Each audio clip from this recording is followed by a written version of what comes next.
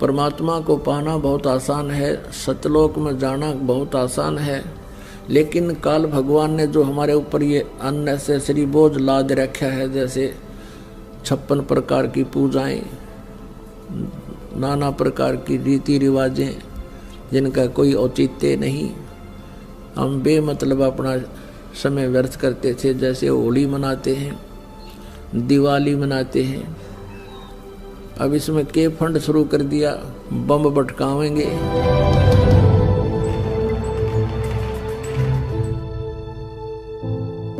कितना प्रदूषण हो जाता है, किसी की आंख में डाला गया, आंख फूट गई, किसी के कपड़े जल गए, किसी के खेतों में पूड़ियाँ जल गई, किसी का घर में आग लग गई, और प्रदूषण निरा, और सारी रात बड़ा बड़ कोई मरीज है, बीमार है, उसने वो परेशानी रहे। ये कोई खुशी का तरीका है? और फिर उद्देश्य क्या? बोला इस दिन भगवान श्री राम सीता ने लेकर आया था, दिवाली वाले दिन वापस आया था, और वह गई भी तो थी कड्डी उसने 2 साल बाद से, फिर वो क्यों ना मनाया जिस दिन वह माँ दुखी रही, सारी उम्र तंग पाई। इस एक दिन के दिवाली वाले दिन ने के दे दिया सीता जी को, आजीवन भटकती रही, एक जंगल में टाइम पास किया, 2 बच्चों को लेकर के रहती थी। तो ये काल ने हमें ऐसा बना रखा है कि हम या तो भक्ति करें, नहीं करें तो ड्रामा सा करें, बस फिर इनको डाल दे इसमें 84 लाख योनियों। सीता जी के को रावण की कैद से छुड़वाने के लिए भगवान ने कितना प्रयत्न किया, श्री राम ने, और करोड़ों व्यक्तियों की हत्या होगी सीता जी को रावण की कैद से छुड़वाने के लिए। दिवाली किस उपलक्ष्य में मनाई जाती है कि श्री राम जी अयोध्या लौटे थे सीता जी को संग लेकर के, इसलिए उस खुशी में दिवाली दीपावली मनाने लगे, घर घर में दीप जगाने लगे। और कुछ ही दिनों के बाद सीता जी को स्वयं ही निकाल दिया घर से, उसका दुख कभी नहीं मनाया हमने। कहने का भाव ये है कि जो दिवाली मनाने का तरीका हमने अपना लिया ये बिल्कुल गलत है। दीपावली के दिन भगवान की कथा करनी चाहिए, ये बकवाद नहीं करनी चाहिए जो हम कर रहे थे। और सीता जी के वियोग का हमें दुख होना चाहिए। सारा जीवन बेचारी ने कहा ऋषियों के आश्रमों में भूखे प्यासे बिताया, पति कहाँ, पत्नी कहाँ, बच्चे कहाँ। तो ये कोई मर्यादा भी हम नहीं मानते, और इन भगवानों के हम आचरण भी नहीं कर सकते, इनकी लीलाओं के भी आचरण हम नहीं कर सकते। कहने का भाव यह है कि ये जो परमात्मा था उसकी तो हमें जानकारी हुई नहीं, और जो भगवान नहीं थे उनको हमने प्रभु मान लिया। हम रोज दिवाली मनाते हैं, भगवान के गुण गावा, उनकी चर्चा करें, उनको याद करें, और रोज दिवाली मनावा, सुबह शाम याद करें भगवानों को। हम 364 दिन बांटना देखा दिवाली मनाने की, इसकी खुशी मनावें, सीता जी के आने की खुशी, और विछुड़न का गुम कति नहीं। ये कैसे हो सकता है? तो यहाँ तो एक थोड़ी सी दिन तो खुशी तरह ही, वह 10 महीने, 2 महीने, 6 महीने, 1 वर्ष, और दुख रहा वो सारी उम्र बेचारी को। पुण्यात्मा, एक परमात्मा को छोड़कर, पूर्ण ब्रह्म को छोड़कर अन्य किसी भी देवी देवता की या किसी हम प्रभु की, ब्रह्म की साधना करते हैं, वो मोक्षदायक नहीं है, वो आपको जन्म मृत्यु के इस दीर्घ रोग से नहीं छुड़वा सकती। और जो हमारे प्रारब्ध के जो पाप कर्म हैं उनको भी पूर्ण परमात्मा ही नाश कर सकता है। नहीं तो आप जी के पास इतिहास है हमारे भगवानों का जिनको हम परमात्मा माना करते थे, जैसे श्री विष्णु जी, उनके अवतार श्री रामचंद्र जी, श्री कृष्ण जी। सत्संग में आपको बताया था कि वो भी अपने प्रारब्ध के कर्मों को समाप्त नहीं कर सके, उनको भोग कर ही समाप्त किया। भगवान श्री रामचंद्र जी पर जाता था कि ये सर्वेश्वर हैं, महेश्वर हैं, सर्वशक्तिमान हैं, सब दुखों का निवारण कर देते हैं। यानी विष्णु भगवान कहो, चाहे श्री रामचंद्र जी कहो या श्री कृष्ण जी कहो। तो हम ये सोचा करते थे कि ये भगवान हमारे दुखों का निवारण करते हैं, ये समर्थ शक्ति है। अब हमने राम की परिभाषा समझनी पड़ेगी, प्रभु की परिभाषा समझनी पड़ेगी, और हमने उन राम में से सिलेक्ट करना पड़ेगा कौन से राम की शरण में जाना है। अब जैसे ये श्रद्धालु कहते हैं, कोई प्रश्न करता है आचार्यों से, गुरुओं से, मंडलेश्वरों से कि क्या श्री कृष्ण अर्थात श्री विष्णु जी हमारे पापों का नाश कर सकते हैं? क्या वे जो श्राप दे दिया जाता है एक दूसरे को 3 ताप के अंतर्गत, क्या हमारे उन 3 तापों का वो नाश कर सकते हैं? तो कहते हैं कि हाँ, भगवान श्री कृष्ण अर्थात विष्णु जी हमारे सब पापों का नाश कर देते हैं। और प्रमाण के लिए कहते हैं, गीता जी अध्याय नंबर 18 के श्लोक नंबर 66 को बोलते हैं कि सर्वधर्मान परित्यज माम एकम शरणम व्रज अहम तवा सर्व पापे भव मोक्षामि मा शुच। पहले तो उनको ये पता नहीं कि गीता जी का ज्ञान श्री कृष्ण नहीं, श्री कृष्ण में प्रवेश करके ये ब्रह्म बोल रहा है, सरपुरुष बोलता है। और व्रज का माने आना नहीं होता, जाना होता है। अब गीता ज्ञान दाता सरपुरुष है, ये ब्रह्म है, और ये परम अक्षर ब्रह्म की शरण में जाने को कहता एकम। एकम माने जिसके बराबर दूसरा ना हो, अद्वितीय। उसकी शरण में जा, उसकी शरण में जाने से फिर तू मेरे सतर की जो पूजाएं हैं मुझे छोड़ दे, ये ब्रह्म कहता है। फिर मैं तुझे यहाँ कुत्ते गधे सूअर यानी कष्ट नहीं दूंगा, मैं अपना कर्जा चुका लूंगा। तो यहाँ पुण्यात्मा विचार करने की बात है कि श्री कृष्ण जी और श्री रामचंद्र जी और श्री विष्णु जी अपने श्राप को, अपने पाप को, कर्म दंड को नहीं समाप्त कर सके, नाश नहीं कर सके। उपासकों का कैसे कर देंगे वह? जैसे श्री विष्णु जी को श्राप दिया था नारद जी ने, और ये श्राप दिया था कि नारद जी के मन में विवाह कराने की प्रेरणा होगी, और उस देखा कि राजा की लड़की का स्वयंवर था, और उसमें लड़कियां अपनी मर्जी का पति अपनी इच्छा से सिलेक्ट करती थी, और राजा लोग बैठ जाते थे वहाँ सामने आके। नारद जी ने विवाह कराने की सोची, और फिर सोचा भी मेरा विवाह कौन करेगा, मैंने तो कचकोला कढ़ा रखा है, इतनी मोटी चोटी सिर पे, और शकल भी ठीक को ना। तो उसने सोचा कि भगवान विष्णु से उनका स्वरूप ले लेता हूँ। एकांत में जाकर टेलीफोन किया, याद किया, श्री विष्णु जी प्रकट हो गए।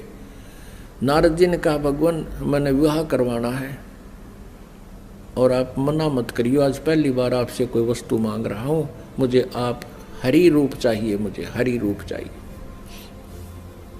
अर्थात आपका सुंदर स्वरूप मुझे दे दे। श्री विष्णु जी ने कह दिया तथास्तु। अब उसका बंदर का मुंह लग गया, बंदर का। हरि माने बंदर भी होता है। अब उसने सोचा नारद जी ने कि आज तेरे सुंदर कोई नहीं सभा में, और जाकर बैठ गया कुर्सी पर जच के। अब वह लड़की आई वरमाला लेकर, सामने देखा बालू बैठा। अब वह एक कदम पीछे से होकर आगे चली गई। नारद जी ने सोचा शायद लड़की की दृष्टि नहीं पड़ी मेरे ऊपर है। वहाँ से उठकर एक और खाली चेयर थी दूसरे लोग, वहाँ जा बैठा। जो वहाँ से भी लड़की आगे निकल गई, नारद जी कहने लगे भाई यह अंधी है क्या? और दूसरे तो बोला, साथी ने उसको यो दिखा दिया दर्पण, अगर देख अपनी शक्ल तो देख ले, हमने डर लगे तेरे थे। तब उसने देखा जब दर्पण यानी अपनी शक्ल देखी, उसने बिना गिनती की गाड़ी दे दी विष्णु भगवान को नारद जी ने। और उसी समय विष्णु जी आ गए और विष्णु जी के गले में वरमाला उस लड़की ने डाल दी। तब नारद जी ने विष्णु जी से कहा कि तू सचमुच धोखेबाज है, जैसे आज मैं एक औरत के वियोग में रो रहा हूँ, एक जीवन तू सारा अपनी पत्नी के वियोग में रोएगा, तुम्हारा कभी मिलन नहीं हो पाओगा। उसी श्रापवश श्री विष्णु जी श्री रामचंद्र रूप में अयोध्या के राजा दशरथ के घर जन्मे। युवा होते ही विवाह हुआ सीता जी के साथ। विवाह होते ही वनवास हुआ। वनवास में तुरंत ही कुछ ही वर्षों के बाद सीता जी का अपहरण हुआ और रावण के साथ युद्ध हुआ। युद्ध के बाद घर ले आए सीता जी को और एक धोबी के व्यंग से सीता जी को घर से निकाल दिया। आजीवन श्री राम और सीता जी का मिलन नहीं हुआ। पुण्यात्माओं, भले ही श्री रामचंद्र जी अयोध्या का राज करते थे, लेकिन जिस व्यक्ति का परिवार कहीं हो, उसकी पत्नी कहीं, बच्चे कहीं और वो कहीं, वो सपने में भी सुखी नहीं हो सकता। और अंत समय में जब उसने पता चला कि मेरे पुत्र लव और कुश यहाँ पर हैं, उन्होंने भी उससे नफरत होगी और उनसे बात करना पसंद नहीं किया और सीता जी भी पृथ्वी के अंदर समा गई, उसके दर्शन तक नहीं किए। पुण्यात्माओं, वैसे तो हम देखो ये भगवान माना करते थे, हमारी आंखें बिल्कुल बंद हो चुकी थी ज्ञान वाली। सीता जी को जब युद्ध के बाद घर लाना चाहा था श्री रामचंद्र जी ने, तो ये कहा था कि मैं परीक्षा लेकर घर चलूँगा, यदि तू परीक्षा में सफल होगी तो मैं मान लूँगा तू निष्कलंक है, रावण से तेरा कोई संबंध शारीरिक नहीं हुआ, और यदि तू परीक्षा में सफल हुई तो खत्म हो जाएगी। क्या परीक्षा ली थी श्री रामचंद्र जी ने कि अग्नि में बैठा दी थी सीता जी को, आग लगा दी थी चिता बना के, और ये सोच लिया था कि यदि ये कलंकित होगी तो जड़ मरेगी टंटा कट्टे, और सही होगी निष्कलंक होगी तो जीवित रह जाएगी। तो सीता जी जली नहीं थी, परीक्षा में सफल हुई थी। उसके बाद फिर आकर के एक धोबी ने कह दिया, अपनी पत्नी ने कुटा था, वह कहता 2 दिन उस तक दुखी होकर अपने चली गई होगी मित्र प्यारी अपनी सहेली के यहाँ, और जब वो वापस आई तो उसने रात ने कुटा था और ये कह रहा था कि मैं ये दशरथ का बेटा रामचंद्र नहीं हूँ जो 12 वर्ष रावण के पास रही और फिर उसको अपने घर पे रखे बैठा है।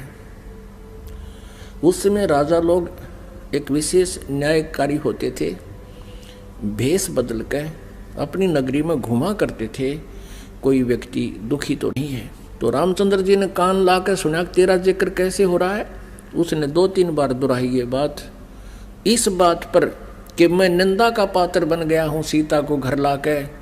अगले दिन सीता को निकाल दिया कि मैं दुनिया की व्यंग नहीं सुन सकता और जाइए आप, मैं नहीं रख सकता आपको, आप रावण के पास रही हो। अब फूटे भाग हमारे इसे भगवान थे हमारे, गर्भवती पत्नी और अकेले निकाल, सुबह भाग जाए यहाँ से, अरे कलेजा फटन हो जाता है। आदमी अकेला निकाल के देखो, वो तो एक औरत की जाति थी, कहाँ जंगल में जावे, और कहते हैं झाड़ झाड़ बैरी होता है स्त्री का। और ये थे हमारे भगवान, ये थे इनके करैक्टर, इनको हम कहते हैं मर्यादा पुरुषोत्तम। यह क्या मर्यादा थी भाई, एक गर्भवती पत्नी को और घर से निकाल देना, कितना मरो चाहे जीवित, ये तो कितना कट्टर स्वभाव होगा उस व्यक्ति का। अब कहने का भाव ये है पुण्यात्माओं, श्री रामचंद्र जी को जब पता चला, उसने अश्वमेघ यज्ञ करी थी, घोड़ा छोड़ दिया, लव कुश ने पकड़ दिया, रामचंद्र जी के छक्के छुड़ा दिए। सीता को पता चला तो दर्शन भी नहीं करे, उसे किसी के दर्शन करूं समागी धरती में। और श्री रामचंद्र जी ने आकर के वापस इसी दुख में सरयू नदी में जल समाधि ले ली, सरयू नदी में शरीर छोड़ दिया। उसके बाद फिर श्री कृष्ण रूप में जन्म हुआ और रावण के साथ युद्ध के दौरान श्री रामचंद्र जी ने सुग्रीव के भाई बाली को मारा था, एक वृक्ष की ओट लेकर, यानी धोखे से। तो उसका भी बदला देना पड़ा श्री कृष्ण जी के रूप में। वही विष्णु वाली आत्मा श्री कृष्ण जी हुई और बाली वाली आत्मा यानी राम वाली आत्मा श्री कृष्ण रूप में द्वापर में जन्मे, और बाली वाली आत्मा एक शिकारी बना और उसने एक विषाक्त तीर बनवा लिया और श्री कृष्ण जी के पैर में तलवे में तीर मार दिया विषाक्त, जिसके कारण उसकी मृत्यु हुई श्री कृष्ण जी की। श्री कृष्ण जी ने जब पूछा उससे, उस पारधी से, शिकारी से, शिकारी ने भगवान से कहा कि हे राजा, हे राजन, मेरे से गलती धोखे से आपके पैर में तीर लग गया। आपके पैर में पद्म है, ये चमक रहा था। दिन का समय, झुरमट सी वृक्ष की छाई हुई थी और मैं शिकार के लिए घूम रहा था। आपके ये पद्म की रोशनी मुझे लगा जैसे मृग की आंख है हिरण की। मैंने धोखे से, गलती से तीर मार दिया और ये तो विषाक्त है। अब आप जी नहीं सकते, मुझसे धोखा हो गया, गलती होगी, माफ करो, क्षमा करो। तब श्री कृष्ण जी ने कहा कि बाली, ये तेरे से धोखा नहीं हुआ, ये ऐसा ही होना था। भाई, मैंने तेरे को धोखे से मारा था त्रेता युग में, और आज मैं वो बदला दे चला हूं। अब दुर्वासा जी ने श्राप दिया था यादव कुल को, श्री कृष्ण जी के कुल को, श्री कृष्ण जी के समक्ष ही श्राप दे दिया था कि यादव कुल का नाश होगा। किसने? इस श्री कृष्ण जी का पुत्र प्रद्युम्न एक लड़की का स्वांग बना के, पेट पर, गर्भवती लड़की का, स्त्री का स्वांग बना करके पेट पर लोहे का कड़ा बांध के, ऊपर के गुजरियां वाले, औरतों वाले कपड़े पहन के, और एक नकली पति बनाकर दुर्वासा के पास गए थे उसे मजाक करने के लिए। और ये पूछा था कि हे ऋषि, सुना है आप भूत भविष्य वर्तमान की सभी बता देते हो, त्रिकालदर्शी हो, बताइएगा इसके लड़का होगा या लड़की। तब दुर्वासा ने ध्यान से देखा कि तो बकवाद कर रहे हैं। कह दिया था कि इससे तुम्हारा यादव कुल का नाश होगा। और दुर्वासा के श्रापवश 56 करोड़ यादव आपस में लड़कर मर गए, और श्री कृष्ण जी भी उसी कढ़ाई के तीर से मरा जो शिकारी ने बना रखा था लोहे से। अपने आत्मा, जब श्री कृष्ण जी, श्री रामचंद्र जी और श्री विष्णु जी तीनों रूपों में वो स्वयं हैं, वो अपने भी श्राप को यानी कर्म के दंड को नाश नहीं कर सके तो श्रद्धालु के कैसे कर देंगे। एक भक्त ने प्रश्न किया कि क्या श्री कृष्ण यानी विष्णु जी में कोई शक्ति नहीं है? जैसे श्री कृष्ण जी अर्थात विष्णु जी राजा मोरध्वज के घर गए थे, वहां उनके पुत्र ताम्रध्वज को आरे से चिरवा कर और उनको जीवित कर दिया था जब वो मृत्यु को प्राप्त हो गए थे। पुण्यात्माओं, कबीर परमेश्वर जी ने फिर ये इसका उत्तर दे रखा है, क्योंकि श्री आदरणीय धर्मदास साहब जी ने भगवान से ये प्रश्न किया था कबीर जी से कि हे भगवान, हमने सुना है श्री कृष्ण जी ने मोरध्वज राजा के पुत्र को आरे से चरवा कर वो मृत्यु को प्राप्त हो गया था, उसको जीवित कर दिया था, और आप कहते हो कि ये समर्थ नहीं है, ये कोई परिवर्तन नहीं कर सकते। भगवान, ये क्या छोटी बात है? तब परमात्मा कबीर परमेश्वर जी ने कहा था कि धर्मदास, जब महाभारत के युद्ध में और अभिमन्यु की मृत्यु हो गई थी, जो सुभद्रा पुत्र थे, और सुभद्रा श्री कृष्ण जी की सगी बहन थी, श्री कृष्ण जी अभिमन्यु को जीवित नहीं कर सके, वहीं पर वे विद्यमान थे। अब धर्मदास साहब ने पूछा कि हे भगवान, कारण क्या था? तब परमेश्वर कबीर जी ने कहा कि ये भगवान आपकी आयु और श्वास को घटा बढ़ा नहीं सकते। अभिमन्यु की आयु इतनी थी, उसके प्रारब्ध में ये परिवर्तन नहीं कर सकते। सुभद्रा रोए थी, भगवान श्री कृष्ण रोए थे अपनी बहन के दुख में, पांचों पांडव रोए थे और उनका कुल नाश हुआ था। तो वहां थी समर्थता दिखाने का समय, वहां था, उसको जीवित कर देते। और वहां क्यों जीवित कर दिया ताम्रध्वज को? क्योंकि उसकी आयु शेष थी, उसके श्वास शेष थे। इतनी क्षमता इनमें है कि इन टूटे फूटे शरीर को ये ठीक कर सकते हैं, लेकिन श्वास नहीं बढ़ा सकते, कर्म दंड को ये समाप्त नहीं कर सकते। तो परमात्मा ने कहा, तुम कौन राम का जब ते जापम, तात कटे न ये तीनों तापम। तुम किस राम का भजन करते हो जिस कारण से आपकी साधना से, आपके द्वारा बताए गए इस मंत्रों से आपके अनुयायियों को लाभ नहीं हो रहा। आप उन भगवानों की भक्ति कर रहे हो जो आपकी किस्मत में लिखे हुए उन पापों का वो नाश नहीं कर सकते। और वेद बताते हैं परमात्मा घोर पाप भी नाश कर दे। तो इससे सिद्ध है आपको वो परमात्मा मिला नहीं है जिसकी तरफ वेद संकेत करते हैं। इति सिद्ध। वो परमात्मा कौन है? यजुर्वेद अध्याय नंबर 5 के और श्लोक नंबर 32 में कहा है, उसी कसी माने वो पूर्ण शांतिदायक है। गीता अध्याय नंबर 18 के श्लोक नंबर 62 में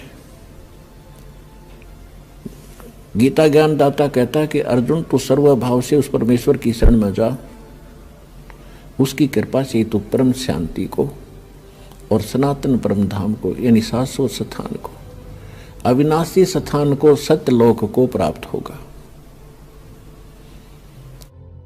परम शांति को प्राप्त होगा। अब वेद क्या बताते हैं? यजुर्वेद अध्याय नंबर 5 श्लोक नंबर 32 में कहा है, उसी कसी यानी जो पूर्ण शांतिदायक है।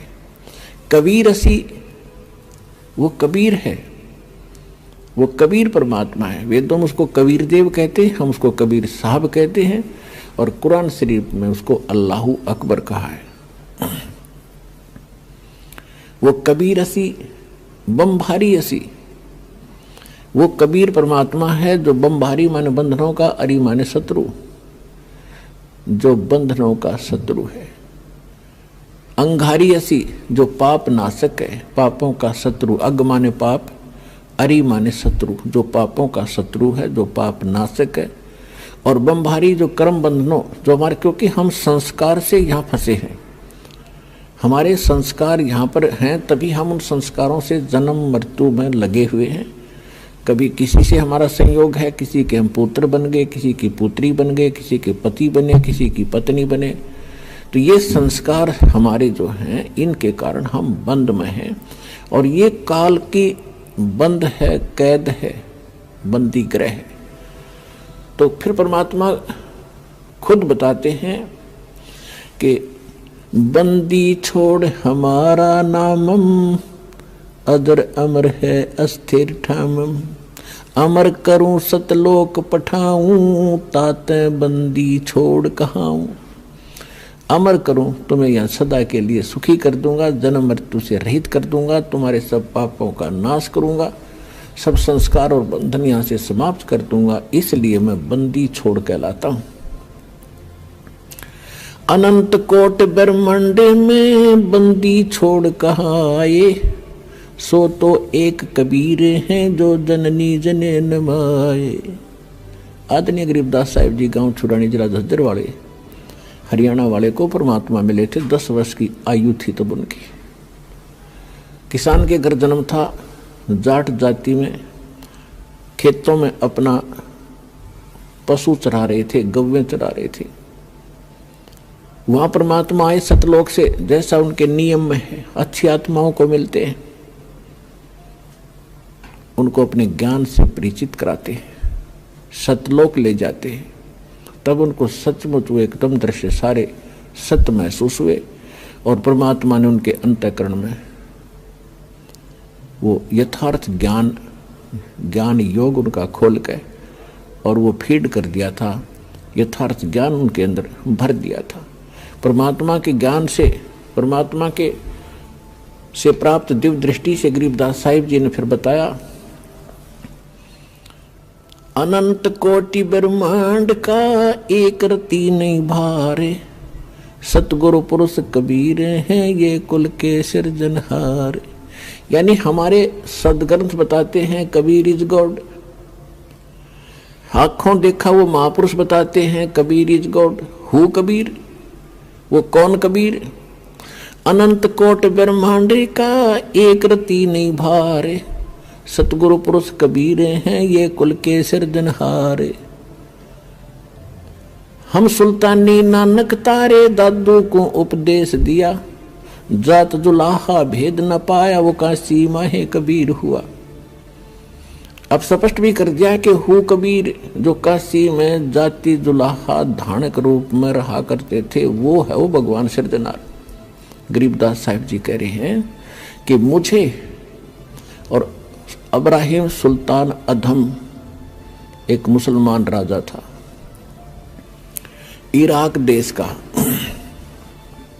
उसको और आदरणीय दादू साहिब जी को, आदरणीय नानक साहिब जी को हम सुल्तानी नानक तारे और दादू को उपदेश दिया, जात चुलाहा भेद नहीं पाया वो काशी माहे कबीर हुआ।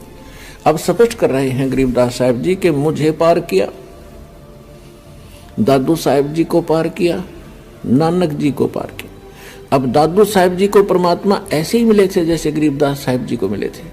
उन्होंने कहा था जिन मुझको निज नाम दिया सोए सतगुरु हमार, दादू दूसरा कोई नहीं ये कबीर सिरजनहार।